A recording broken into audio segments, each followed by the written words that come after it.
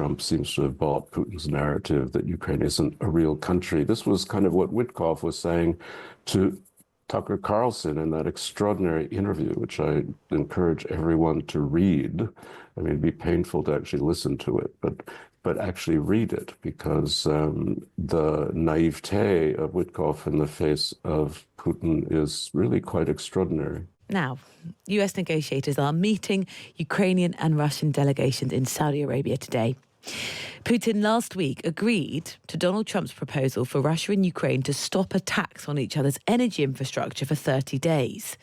But that very narrowly defined ceasefire was soon cast into doubt, with both sides reporting continued strikes.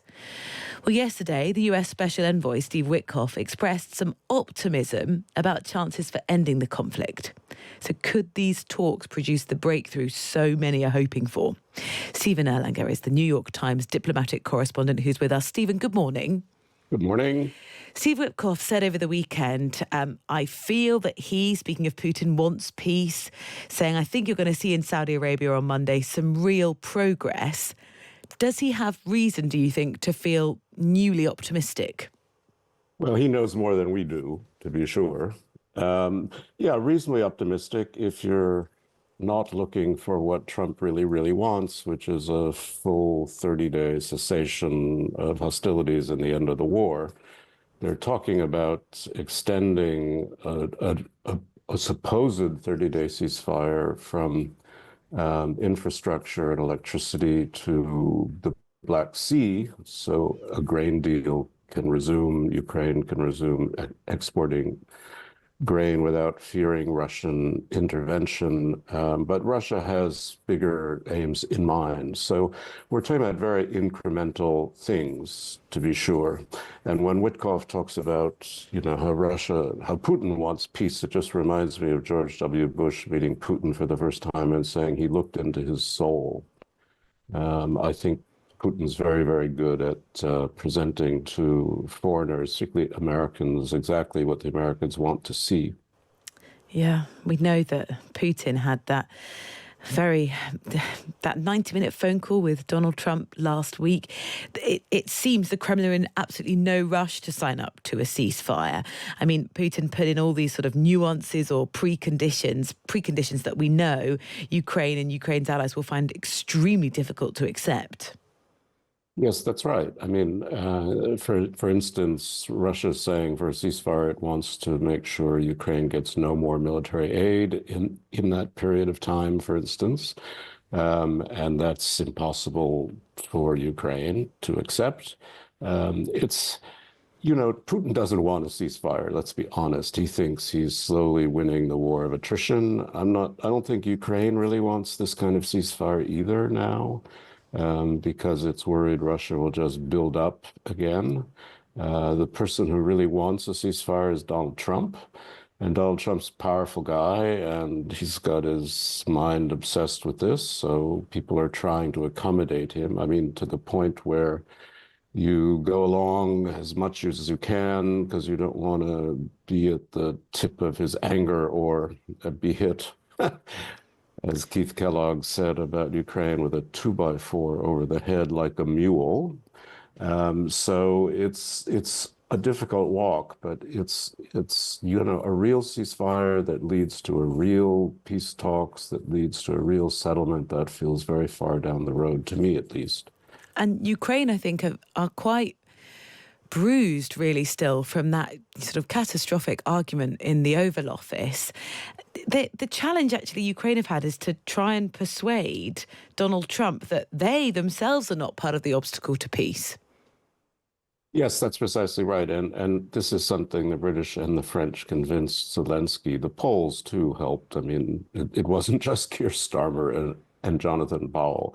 But everybody tried to get Zelensky to understand that he had to at least go along with this 30-day ceasefire that Trump's wanted, to put the burden on Putin, to put the onus on Putin, because Trump thinks Putin is his pal, and Putin's probably right. Trump seems to have bought Putin's narrative that Ukraine isn't a real country. This was kind of what Witkoff was saying to Tucker Carlson in that extraordinary interview, which I encourage everyone to read. I mean, it'd be painful to actually listen to it, but actually read it, because the naivete of Witkoff in the face of Putin is really quite extraordinary. Yeah, he was saying some quite flattering things about President Putin.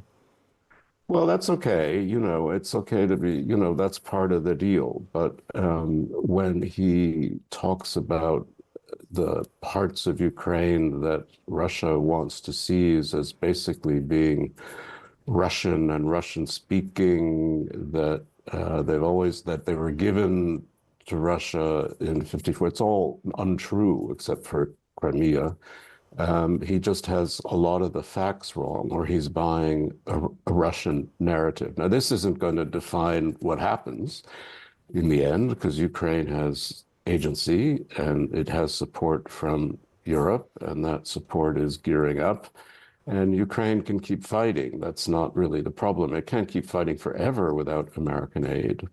So this is why you have to keep on side. I mean, the Americans have resumed military and intelligence aid to Ukraine and say that they will not cut it off in just to get a ceasefire. Stephen, as ever, it's been brilliant to have your analysis of really what the situation as it stands and what's at play over the next few days. Stephen Erlanger, the New York Times chief diplomatic correspondent. Thank you so much. Prime Minister, the Russian leader has said his nation needed guarantees before it would consider the 30-day ceasefire, and later urged Ukrainian troops in the Kursk region to surrender. Given the obvious advantage to Putin of a delay, what are the pressures that you can now use to bring Russia to the table? You've talked in your statement about sanctions. Are you now willing to seize those frozen Russian assets?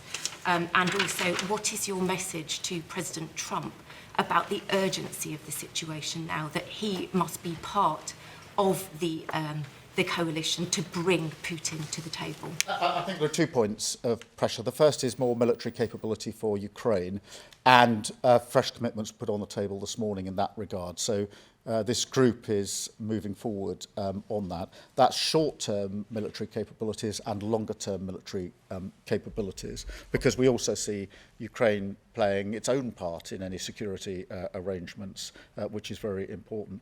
In terms of the sanctions, yes, we want to tighten the sanctions still further, and we discussed this morning how much further we can go, including the question of frozen assets. That is a complicated question, as I think everybody appreciates. So we discussed further sanctions that have got nothing to do with the assets, which we will take forward as a result of this morning's discussion, but also a continuing discussion about what more can be done on the assets themselves.